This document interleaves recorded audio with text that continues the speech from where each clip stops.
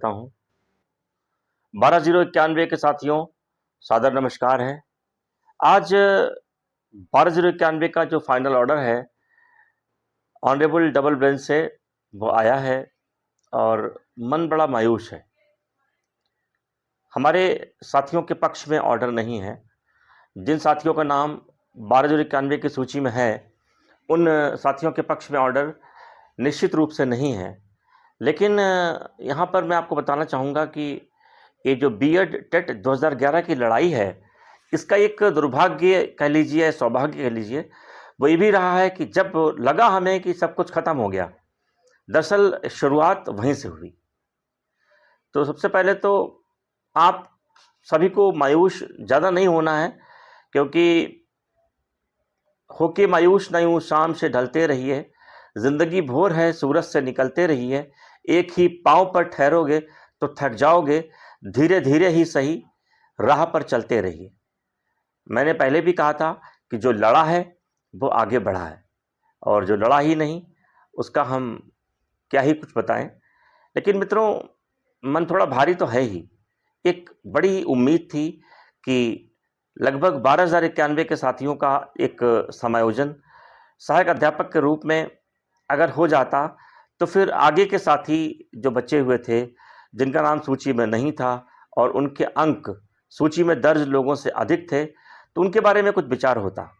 लेकिन honourable double bench ने आज अपने डिसीजन में ये साबित कर दिया कि अभी फ़िलहाल तो माननीय हाई कोर्ट से हमें कुछ भी नहीं मिलने वाला। अगर आपने हमारी एक पहले की वीडियो देखी होगी, अभी 2 दिन पहले की, उसमें मैंने लिखा भी था साफ साफ कि 12,091 का मामला ऑनरेबल सुप्रीम कोर्ट से ही तय होना है, और उसके रास्ते हमें खुलते हुए दिखाई दे रहे हैं। 4 रास्ते मित्रों, इस लड़ाई में अगर एक रास्ता बंद होता है तो 4 रास्ते खुल भी जाते हैं।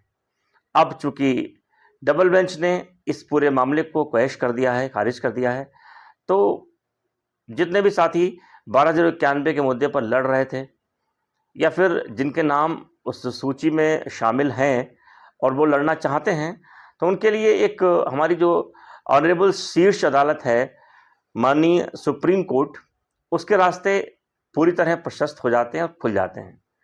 अब ये मैटर माननीय सुप्रीम कोर्ट में जाएगा, इसमें कोई दो राय ही नहीं है। और सुप्रीम कोर्ट में तब भी जाता जब हमारे पक्ष में ऑर्डर आता, क्योंकि तब बड़ी संभावना थी कि सरकार सुप्रीम कोर्ट में जाती। लेकिन अभी आप लोग जाएंगे सुप्रीम कोर्ट में, बीएड के साथ ही थोड़ा प्रतीक्षा और करेंगे। और मैं फिर कह रहा हूं कि 12,091 का मामला जो कि सुना जा रहा था ऑनरेबल हाई कोर्ट में, उसका निस्तारण जो होना है फाइनल, वो वहीं से होना है जो देश की सबसे बड़ी अदालत है। चूँकि उसकी सुनवाई भी ऑनरेबल सुप्रीम कोर्ट के इंस्ट्रक्शंस पे हो रही थी, तो अभी फ़िलहाल आप लोग एकदम ये मत मान लीजिए कि नहीं हम हार गए हैं, हमें कुछ नहीं मिला, हमें कुछ नहीं मिलेगा। जो लड़ेगा वो आगे बढ़ेगा, और जो चीज़ें लखनऊ और प्रयागराज से तय होनी थी, अब वो चीज़ें दिल्ली से तय होंगी। मैं अभी भी पूरी तरह आश्वस्त हूँ कि 12,091 की सूची एक दमदार सूची है, जिसके आधार पर सरकार ने ऑनरेबल सुप्रीम कोर्ट को भ्रमित किया है, और फिर से वही सरकार के लोग, वही सरकार के नुमाइंदे, हमारे काबिल अधिवक्ता लोग बुलाए जाएंगे और उनसे पूछा जाएगा, भाई ये रायता क्या है, आपके सचिव महोदय के साइन हैं उसमें, और आप लोगों ने ये सूची यहाँ पर दी है, तब जा कर के बताया कि हाँ हमने इतने पद भर लिए हैं, और अभी आप कह रहे हो कि नहीं ये लोग नौकरी पाने के लिए योग्य नहीं हैं, और इनके मामले को ऑनरेबल हाई कोर्ट ने क्वैश कर दिया हुआ है। तो ये सब क्या है? तो यकीन मानिए दोस्तों, कुछ रास्ते तो ज़रूर निकलेंगे, लेकिन फिर मैं आप लोगों से हाथ जोड़ के विनती कर रहा हूँ कि आप लोग धैर्यपूर्वक प्रतीक्षा कर लीजिए, थोड़ा इंतज़ार और कर लीजिए, क्योंकि जहाँ इतना इंतज़ार किया है तो थोड़ा इंतज़ार तो बनता है साथियों। बहरहाल मैं आप लोगों को 12,091 पर अपडेट देता ही रहूँगा, वो चाहे प्रयागराज की पीठ की सुनवाई रही हो, चाहे वो दिल्ली की सुनवाई हो, आगे भी अपडेट्स आती रहेंगी।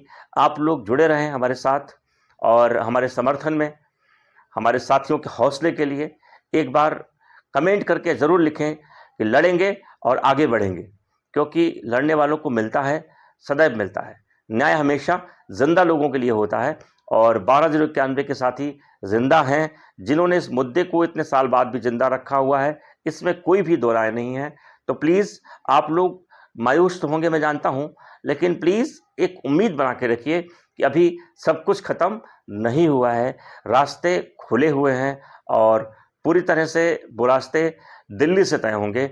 और जब दिल्ली से कोई डिसीजन आता है, वहाँ से कोई इंस्ट्रक्शंस होते हैं, वहाँ से कोई आदेश होता है, तो मानिए लखनऊ, प्रयागराज और उत्तर प्रदेश के कार्मिक अधिकारी, प्रशासन के लोग, शिक्षा विभाग के लोग उसको भाग भाग के पूरा करते हैं, उसका कंप्लायंस करने में लग जाते हैं।